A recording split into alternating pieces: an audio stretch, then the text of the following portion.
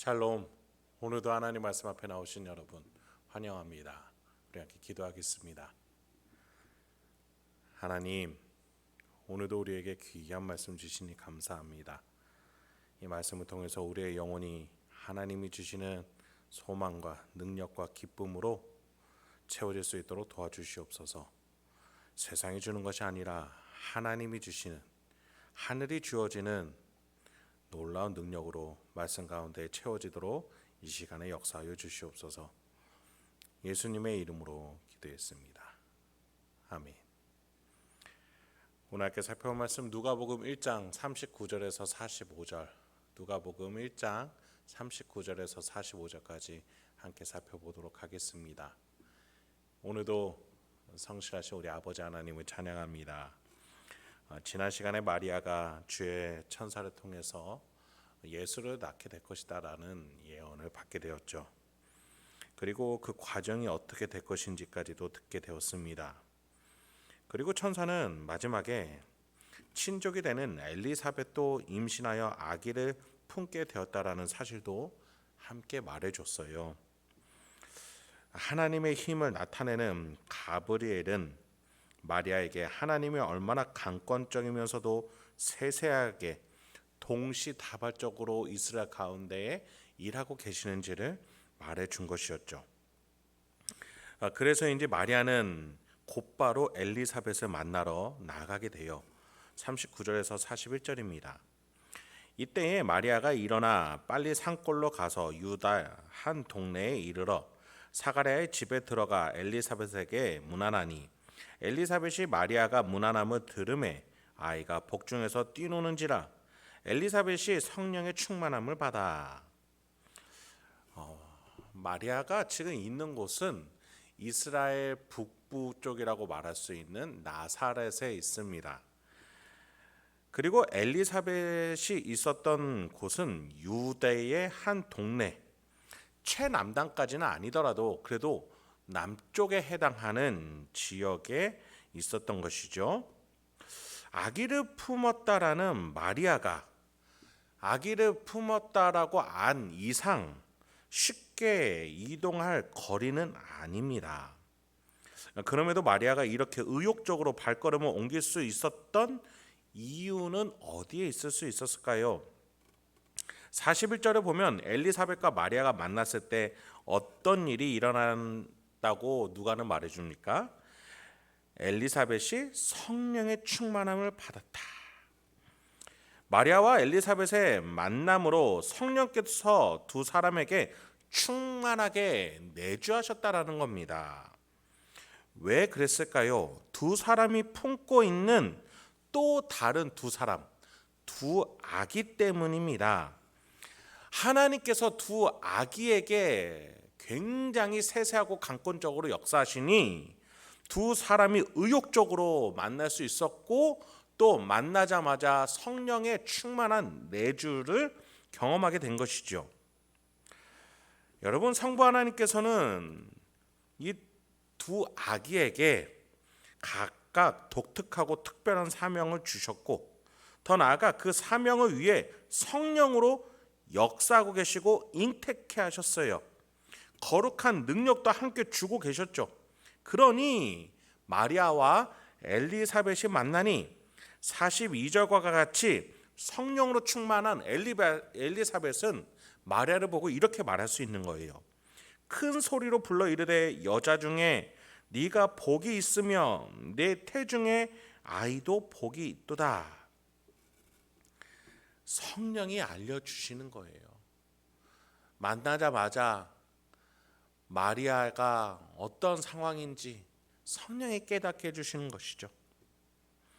여러분, 마리아도 성령의 감동을 받으니 이 먼 거리를 단숨에 달려갈 수 있었던 것이지요. 여러분, 사람은요 무엇을 가슴에 품고 사느냐가 정말 중요합니다.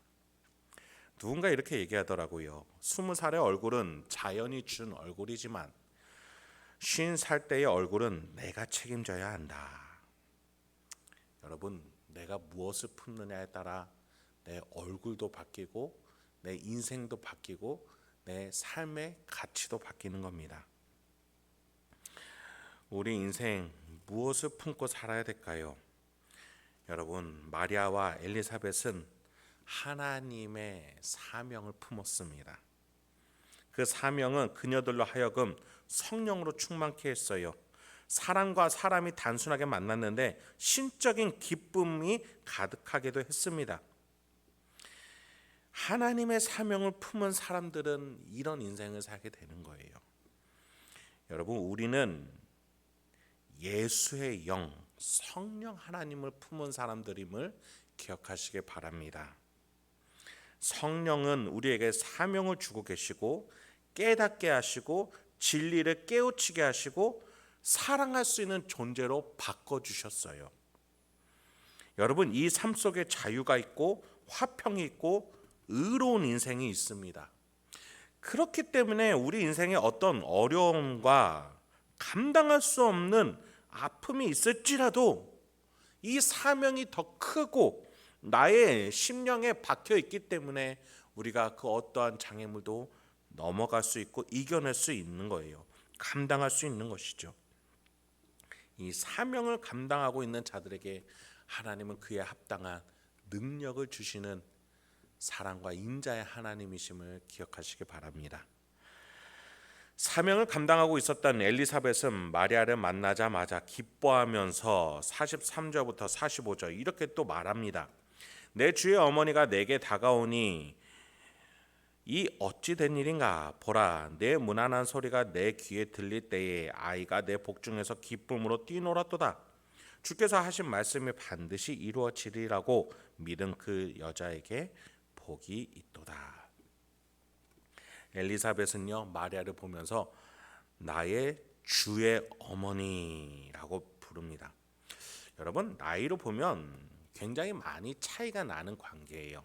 적게는 20살, 많게는 40, 50년까지도 볼 수 있는 나이 차이가 있어요. 그런데 엘리사벳은 마리아가 품은 아기를 향해 나의 주님이다 라고 말하고 있어요. 그리고 더 나아가 마리아의 인생의 방향에 대해서도 말했습니다. 성령이 깨닫게 해주셨죠. 복이 있도다. 왜 복이 있다라고 했어요? 주께서 하신 말씀이 반드시 이루어지리라고 믿은 그 여자에게 복이 있도다. 마리아야, 너의 순종에 복이 있다라고까지 축복을 할 수 있었던 거예요. 성령이 이 엘리사벳에게 깨닫게 해주시고 진리를 주시고 가슴 벅차서 그것을 축복으로 표현하게 해주시는 것이죠. 여러분, 우리의 가정과 직장 일상에서 나의 입술에서 무엇이 나오는지 돌아보기 소망해요. 내가 가슴에 무엇을 품고 있느냐에 따라서 내 입 밖으로 나오는 말도 달라지기 마련인 겁니다. 여러분, 성령 하나님이 내 안에 계시고 그 성령 하나님을 품고 사세요. 예수의 영이신 그 성령 하나님이 예수가 무슨 일을 하셨고 성부 하나님이 어떤 일을 해오셨으며 그래서 내가 지금 어떻게 살아가고 있는지 깨닫게 하십니다.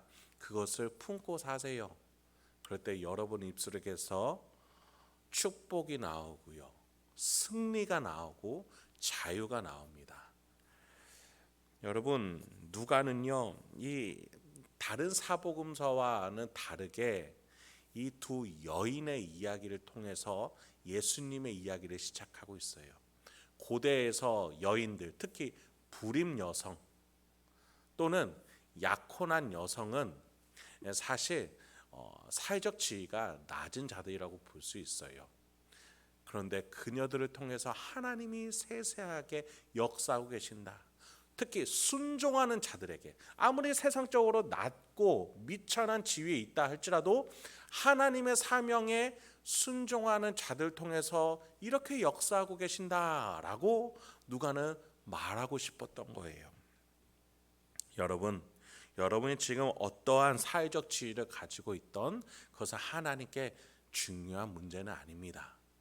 가장 중요한 것은 하나님 앞에서 순종하고자 하는 마음으로 내 안에 계시는 성령 하나님께 물으며 예수가 어떤 분인지, 내가 예수를 따르려면 어떻게 사고해야 되는지, 예수님의 제자답게 내가 어떠한 방향으로 선택하고 나아갈지 물을 줄 아는 저와 여러분 되길 소망합니다.